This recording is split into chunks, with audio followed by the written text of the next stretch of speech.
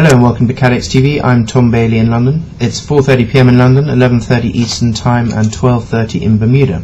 Today in history. Today in 1926, a forest fire in San Luis Obispo, California burnt 900 acres and killed 2 people. Today in 1988, Russia announced that it would be withdrawing its troops from Afghanistan. And today in 1990, a fire killed 110 people on a ferry in Norway. And on the same day, in an unrelated event, 30 people died when a ferry flipped over in Burma. And also, according to scholars and based on the astronomer Schaefer, today in the year 30, so 30 AD, was the date that Jesus was crucified by Roman soldiers in Jerusalem. And so to the news. Fresh rains in Brazil have sparked fears that the death toll from floods and mudslides triggered by the worst thunderstorms in 30 years could rise. The death toll currently stands at 105.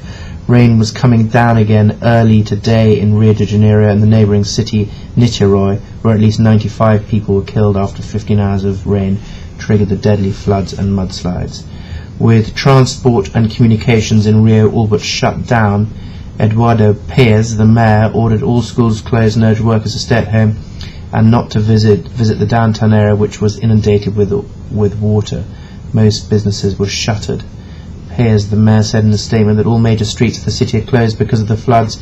Each and every person who attempts to enter them will be at enormous risk. The rains caused flights in and out of the city to be cancelled or delays, and schools were closed. Officials said floodwater started landslides on the hilly metro area where 16 million people live. And we'll keep you updated of any developments of that, and as soon as loss estimates start coming through, we'll let you know. In relation to the Massey Energy mine loss, the Beasley Group has confirmed that it leads the cover for Massey's Energy Upper Big Branch coal line, which was the scene earlier this week of the worst US mining disaster since 1984. That was information provided by the Insurance Insider. Also sticking with Beasley today has estimated that net losses from the earthquake in Chile are in the range of $55 million to $75 million. It said uncertainty still surrounded the full scale of losses, and as a result, estimates of the insured loss varied considerably among analysts and catastrophe modelling agencies. Beasley's estimate is based on a market loss of between $5 and $8 billion. The group's main exposures are in property reinsurance and commercial property insurance. It said that the actual losses increased. It said that if the losses increased, it had reinsurance in place that would cover approximately half of any deterioration. And it says any further reinsurance cover exists for any future catastrophes in 2010. Beasley does not expect European windstorm Xynthia to have a material impact on the group's results. And Equicat, the modelling firm, has estimated the cost of the Baja quake that took place earlier this week on Sunday, Easter Day. It's estimated at a $300 million loss, with economic damage not expected to exceed $1 billion. And news from Bermuda, IronPro, the professional liability division of Bermuda-based insurer Ironshaw, has joined forces with Jardine Lloyd Thompson Facilities Inc. to offer professional liability insurance to lawyers. IronPro's new lawyers professional liability program will be administered and underwritten by JLT Facilities on an admitted base on behalf of Ironshaw for law firms in selected US states. Tom Monahan, Senior Vice President of IronPro, said IronPro recognises the largely unmet demand within the legal community to secure broad liability coverage amongst small to medium-sized law firms. Our new partnership with JLT Facilities expands our distribution of underwriting of law firms by targeting this segment. He continued that IronPro's lawyers' professional liability product will provide an insurance solution for those firms in need of comprehensive professional liability protection. Craig Darling, President and CEO of JLT Facilities Inc., said In expanding our program management business, we continue our efforts to identify core trading partners such as IronPro, and has demonstrated its commitment to professional program management. JLT Facilities is well positioned to become the prominent small attorney program manager in the United States.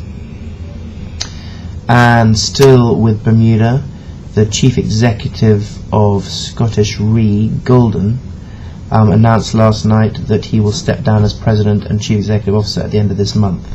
Mr. Golden's 16-month tenure in the role was his second spell at the company's as the company CEO after a previous 13-month stint between July 2006 and August 2007. The Bermuda-based company has stopped writing new business and is in runoff. Scottish Re said its board has appointed its chairman, Jonathan Bloomer, to the office of chairman to assist executive management in directing the company. The announcement said the board wishes to thank Paul for his leadership of the company through a very difficult period and for all his efforts in ensuring that the group can meet its obligations and move forward on its strategy in an orderly runoff. And finally, in news coming out of the UK, there are rumours that in June this year, so in a couple of months' time, an engagement will be announced between Prince William and his long-term girlfriend Kate Middleton. According to speculation, it's based on a gap in the Buckingham Palace diary. The blog entry by Tina Brown, who's a well-connected biographer of Prince William, says June the 3rd and 4th have been mysteriously blocked out of palace diaries and could be a likely date for the long-awaited announcement of the pair's marriage. It's thought that Prince William, 27, and Kate Middleton, 28, could finally tie the knot in November of this year. He is this year due to begin a 3-year posting as an RAF search and rescue pilot and has been training at Royal Naval Air Station Culdrose in Cornwall.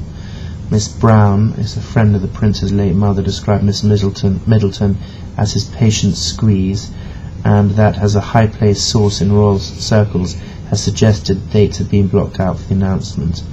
If so, the wedding itself would probably follow in November, like the wedding of Queen Elizabeth II and Prince Philip, who married at Westminster Abbey that cold, damp November day in 1947, she wrote rather prosaically in her blog.